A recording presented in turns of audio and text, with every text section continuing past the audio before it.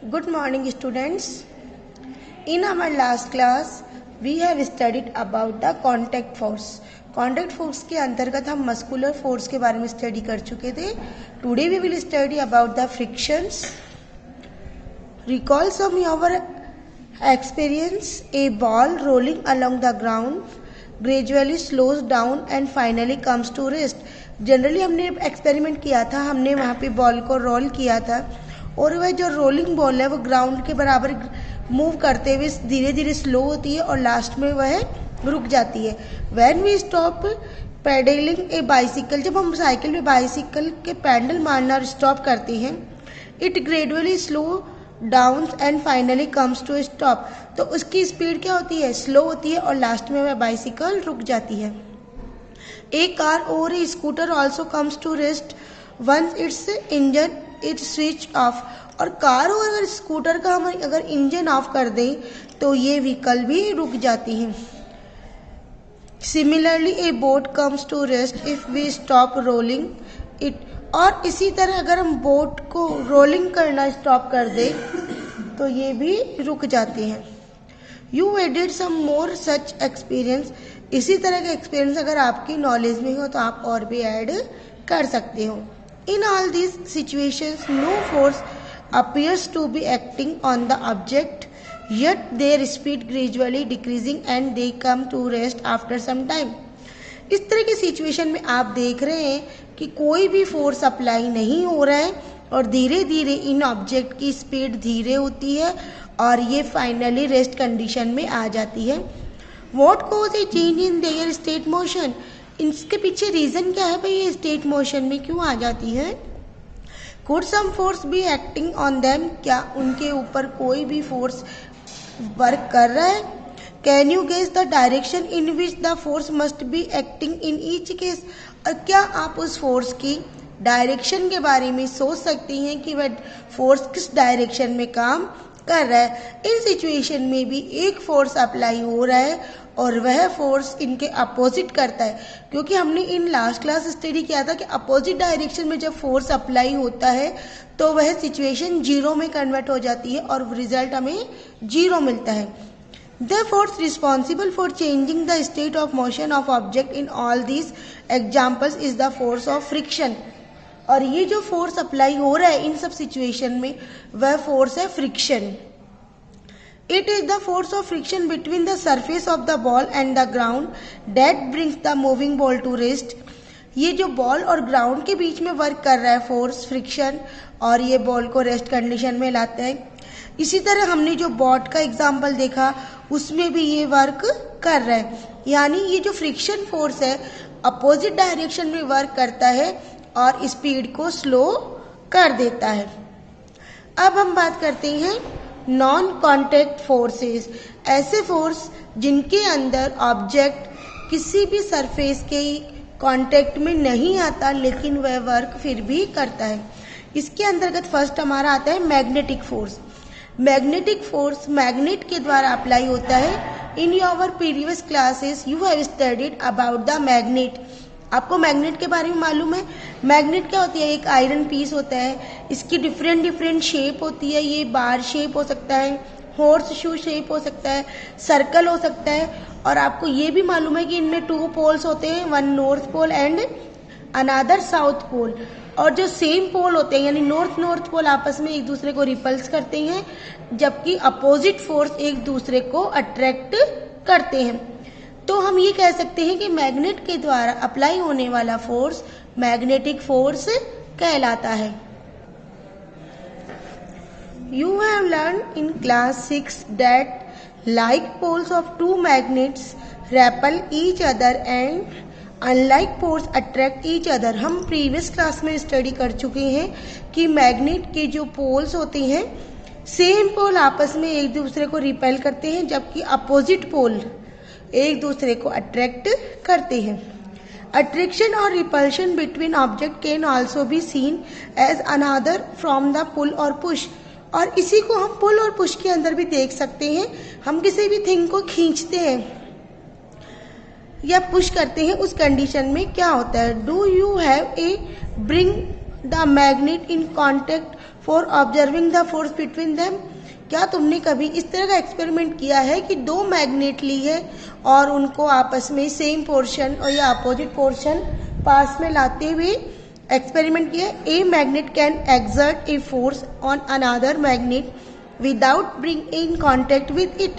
तो जो मैग्नेट होती है वह दूसरी मैग्नेट के ऊपर एक फोर्स अप्लाई करती है और वह दोनों मैग्नेट आपस में कांटेक्ट में भी नहीं आती है।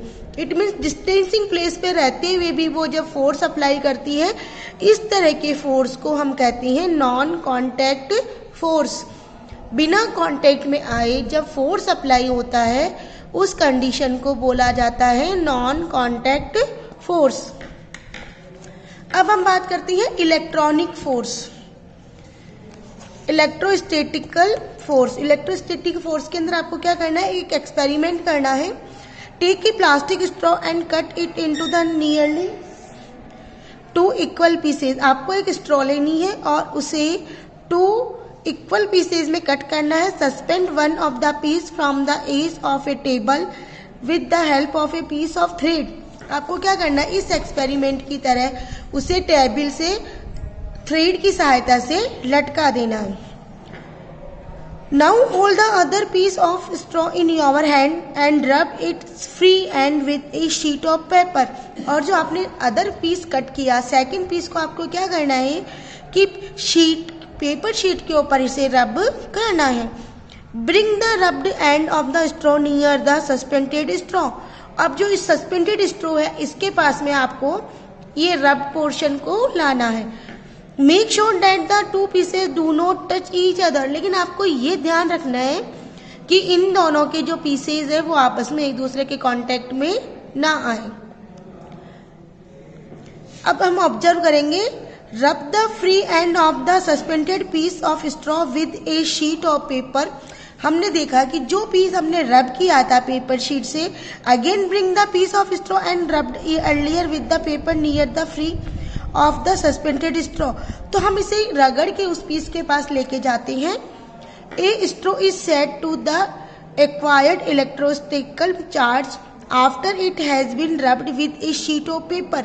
तो जो फ्री स्ट्रॉ है उसके फ्री पोर्शन को जब हम पेपर्स पे रब करते हैं तो उसके अंदर एक इलेक्ट्रोस्टैटिकल चार्ज प्रोड्यूस हो जाता है।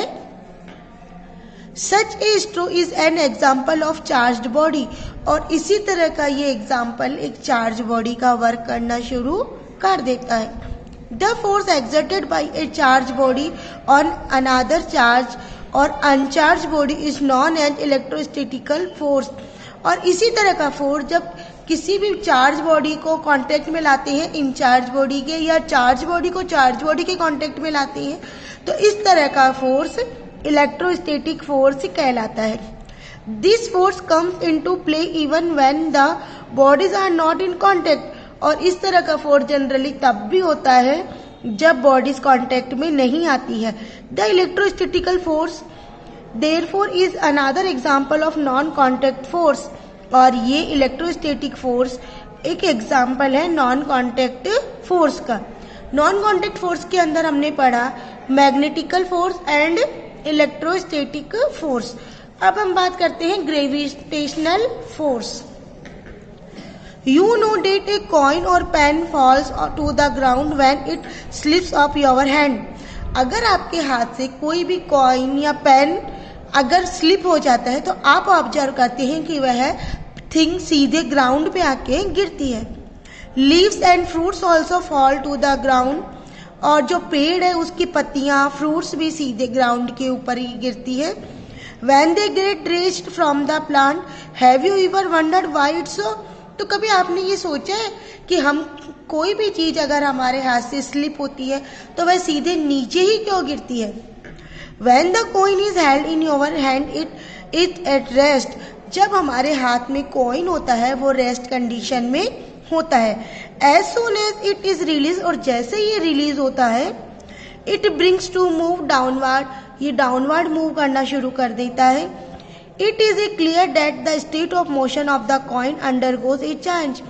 और ये क्लियर है कि जैसे ही हमारे हाथ से कॉइन ड्रॉप होता है उसके अंदर मोशन होता है और उसके अंदर स्टेट चेंज हो जाती है। Can this happen without a force acting on it? क्या ये ऐसा एक फोर्स के कारण होता है? And which force is this? और ये कौन सा फोर्स है? ऑब्जेक्ट और things fall towards the earth because it pools them.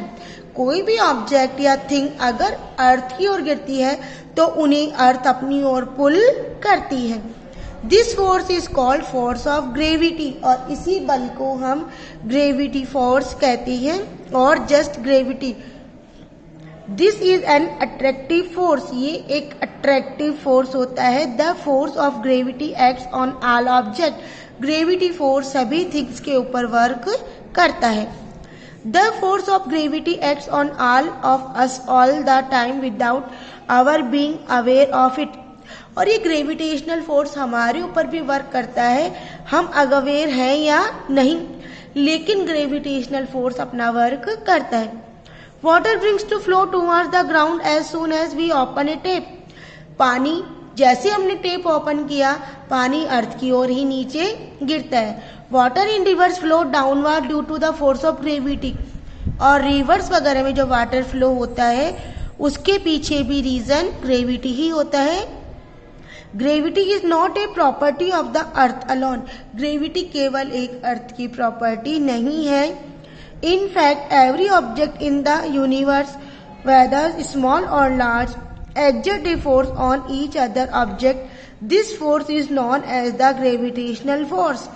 Universe के अंदर जितनी भी थिंग्स है, ऑब्जेक्ट्स है, सभी आपस में एक फोर्स अप्लाई होता है और वह फोर्स ग्रेविटेशनल फोर्स होता है। इट मीन्स हमने देखा कि force contact and non contact है। कॉन्टेक्ट फोर्स जब कोई ऑब्जेक्ट किसी अनदर ऑब्जेक्ट के या बॉडी के कॉन्टेक्ट में आता है तब एक्ट करता है, and non contact force without contacting anybody अपना वर्क करता है। Today we will study pressure. I hope you have understand about the force and its type.